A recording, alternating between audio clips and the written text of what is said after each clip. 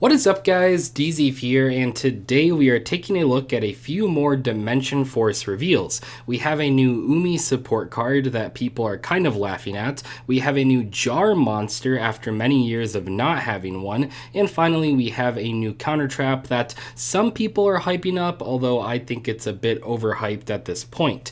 I do apologize, I am still a bit sick at the moment, so if my voice sounds a little bit off, that is why. First up, let's talk about the new Umi Support card, which is a retrain of an older monster. And by the way, I called this happening a few months ago, back in November. I said that this older effect monster would probably get a retrain with the new Umi cards that they've been releasing, and it turns out that I was correct. So this is based on that level 4 monster from a while ago that can attack directly when Umi is on the board, and that card is actually based on an older fusion monster, but this new one is the Mark II because the level 4 was actually Mark III and the original is just the original. So this one is the second generation of this card. It is a level 5 water machine monster with 1850 attack and 1500 defense. This card says you can only use the 2 effect of this card's name once per turn. If Umi is not on the field, a lot of people miss that, if Umi is not on the field, this card gains 700 attack, but it cannot attack directly.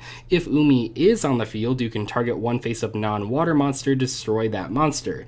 Now, a lot of people have been making fun of this card. I don't think it's as bad as people are making it out to be. There's a lot of really good Umi support on the horizon, and that deck will likely play a Legendary Ocean as their Umi of choice, so this is basically a normal summonable monster without a tribute because it should be level 4 in most situations. So honestly, I could see people playing one copy of this card in their Umi deck. It is searchable by Fish Sonar after all, but it's also possible that people just don't play it at all. I don't think the card is nearly as bad as people are making it out to be, but obviously compared to the other Umi support that has been revealed, this is one of their weaker cards. Next up, we have a new Jar monster, and it has been a while since we've gotten a Jar monster in Yu-Gi-Oh! So back in 2015, we did get Aroma Jar, which is technically a Jar flip effect monster, and it is a rock as well, but that one doesn't have the face that cards like Morphing Jar and Cyber Jar have.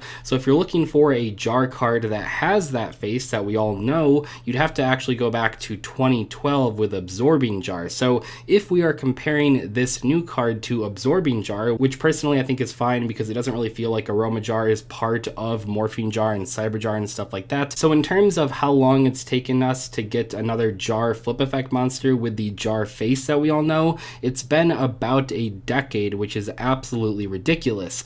Sadly, this new Jar card probably was not worth the wait. This new one is called Flip Jar. It is a level 3 Earth Rock flip effect monster with 800 attack and 900 defense. It says you can only use this card name's effect once per turn, which honestly is pretty unnecessary, but let's take a look at what it does. Flip, change all other monsters on the field to face down defense position, then return all face up spell and traps on the field to the hand. Then each player can set spell/traps from their hand up to the number of cards returned to the hand by this effect.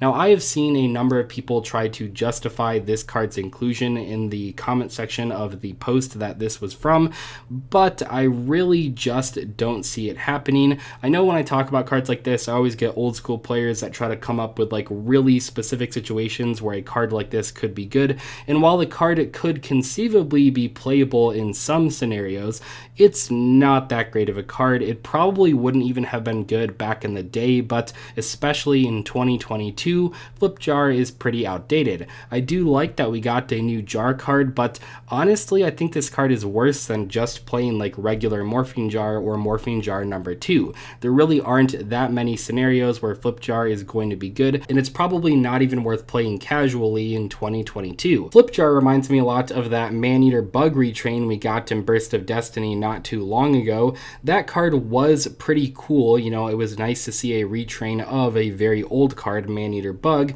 but it wasn't quite good enough even at a casual level in modern Yu-Gi-Oh! And I remember when I made that Maneater Bug video, a lot of people thought I was way too harsh on that card. When looking back at that video though, I think I was actually maybe even too easy on that card. Clearly it was never going to see competitive play, of course, but it might not even be good enough for casual play either. So I think with Flip tip jar here. I'm sure we'll see some people defending the card in the comment section below, as people tend to do, but I really don't think this card will see competitive play at all. It's just not quite good enough. Finally, we have Cross Exclusion. This is a new counter trap card that, for whatever reason, I'm seeing people hype up, and I really don't understand it. Maybe it looks really crazy on paper if it resolves, but I don't think it's consistent enough to see competitive play. Cross Exclusion is a counter trap card that says, when your opponent activates a monster effect from the hand, negate that activation, and then if your opponent has any cards in their hand, your opponent discards one card of their choice. Okay, so here's the deal. A lot of people are talking about this card, and I can see how it looks appealing. There are many in-hand monster effects in the game right now, obviously hand traps, but even beyond that, there are in-hand effects. And if you manage to resolve Cross Exclusion on an in-hand effect, you'll probably be able to win the game. Yeah, your opponent does get to choose what card they discard, so potentially they could put a card in the graveyard that has a graveyard ability, but I don't think that's the biggest issue with this card. The biggest issue is that it's way too slow. It's important when looking at cards like this to look past the surface level analysis. The surface level analysis of this card is, oh, there's a lot of in-hand monster effects, therefore Cross Exclusion should be a good choice. However, when you go first, this card doesn't really do what you need it to do. It doesn't really interact with hand traps because you have to set it first and then wait until your opponent's turn to flip up this card. So if you go first, you'd rather have a card like Called by the Grave or Tactics or anything along those lines, but Cross Exclusion, it's going to be way too slow. You obviously would never play this card when you go second, so that makes no sense whatsoever, so there's not really a place for this card in modern Yu-Gi-Oh! And honestly, even if you were going to play a card like this, I think Debunk is probably just a better choice. It not only stops in-hand monster effects, but it also deals with graveyard effects, and it even banishes the monster. Notably, with this new card, it doesn't actually do anything to the monster that you are negating. So if you are negating a card like Nibiru or Phantasme, for example, those cards will stay in your opponent's hand, so you'll have to deal with them on the next turn anyway. So I don't think this card really has any spot where it could work. I know people are probably going to talk about this card in a positive way. I'm sure it does have its uses, but as someone that has played a lot of trap decks in modern Yu-Gi-Oh!,